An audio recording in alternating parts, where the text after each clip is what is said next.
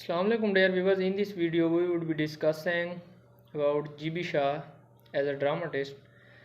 G.B.Shaw is a very renowned figure in the field of literature as his contributions in dramas. Generally he is regarded as the second best dramatist in English literature after William Shakespeare. So he is a major person in the perspective of literary studies. Well, we can't describe his life or his writing in a single article, but here I have tried to give as much as major information about him in brief. So before going to his literary career, we will take a little look at his early life. Early life.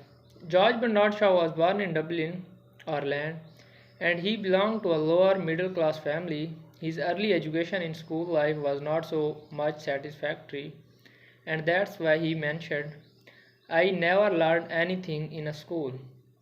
First, that reason he got engaged in a clerkship job at the age of 16, but then he came to London along with his mother in 1876.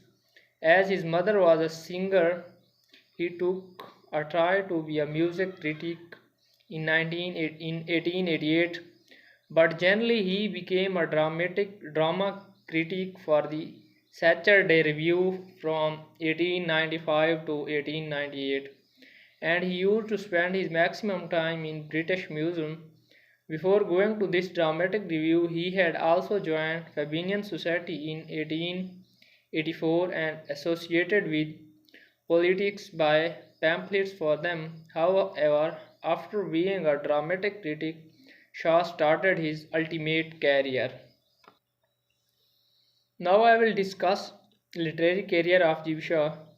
One thing to know about him that his career was not started as a dramatist, rather he started by writing novels at that home.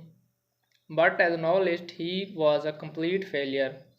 He wrote four unsuccessful novels. These were Immaturity, The Irrational Knot, Love Among the Artists, and Kyle Barron's Profession.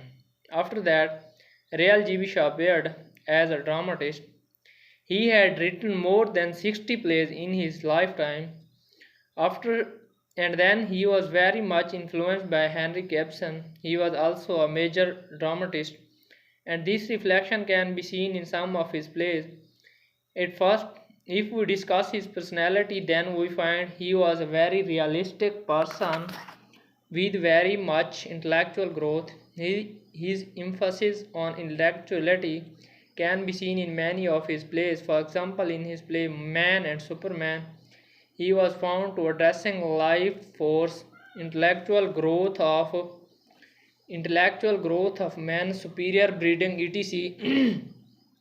G.B. Shaw regarded himself primarily an anti-romantic one, which can be seen in his play Arms and the Man, where he started the futility of war and death in the battlefield has no glory of all.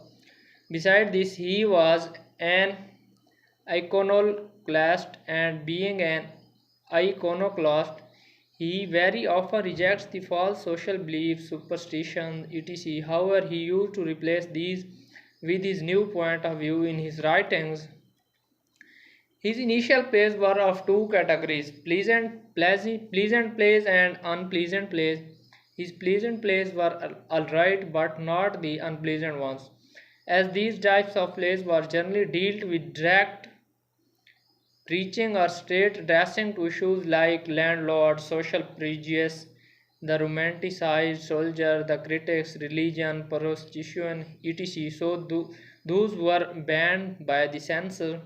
There was an immense tide on those types of plays.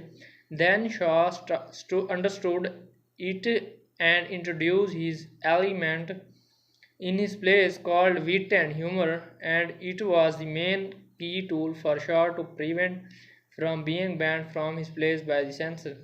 Then Shaw never stopped and tried to give plays until his death. Later on, he was awarded the Nobel Prize in Literature in 1925. His all-time famous work are Man and Superman, Arms and the Man, Pygmalion, Back to Methuselah, Major Barbara, etc. So thank you so much.